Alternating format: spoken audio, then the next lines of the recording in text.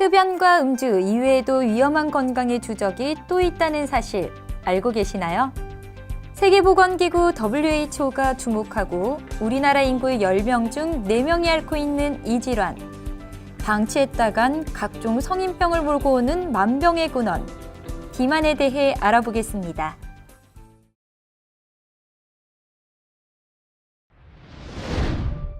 최근 들어서는 체중보다는 체지방의 어떤 중요성이 더 많아지고 있습니다. 그래서 우리 몸에 차지하는 체지방의 비율이 과도하게 많아지는 경우, 그래서 우리가 인바디 같은 걸 했을 때 남자 같은 경우는 인바디가 20% 이상, 여자분 같은 경우는 30% 이상 놓을 때 우리가 비만이라고 하기도 하고요. 오히려 질병을 규정하는 데 있어서는 허리둘레가 굉장히 중요하죠. 복부 비만이 나타내는 허리둘레가 남성 같은 경우에는 90cm, 여성 같은 경우는 85cm 이상이면 비만이라고 생각하기 때문에 자기의 건강 상태에 맞게끔 체중, 체지방, 허리둘레를 잘 판단해서 비만 여부를 결정하시면 됩니다.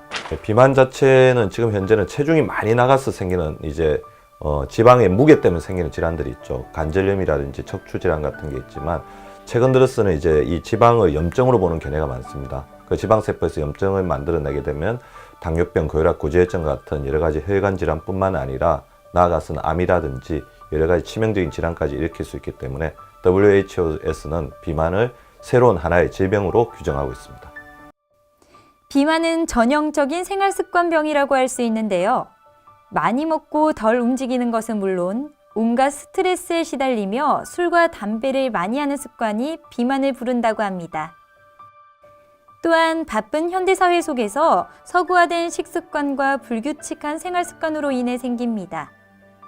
그렇다면 비만에서 벗어나려면 어떻게 해야 할까요? 비만을 일으키는데 가장 중요한 요소는 한 4가지 정도가 있을 것 같아요. 스트레스, 슬립, 엑서사이즈, 뉴트리션인데 스트레스가 많으면 이거를 먹는 음식 중독으로 풀기 때문에 스트레스 잘 조절해 주는 것들이 굉장히 중요할 것 같고요. 그다음에 현대인에서는 수면의 부족 자체가 비만을 많이 일으키거든요.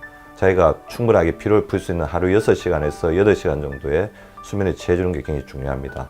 그 운동이 부족하면 비만이 되기가 쉬운데 특히 우리가 비만을 방지하는 데 있어서는 근육이 굉장히 중요하기 때문에 근육 형성을 위해서 적절한 근력 운동과 그다음에 심폐지구력, 그다음에 열량을 태우는 유산소 운동을 3대 7 정도로 이렇게 잘 조화를 시켜서 하시면 좋을 것 같고요.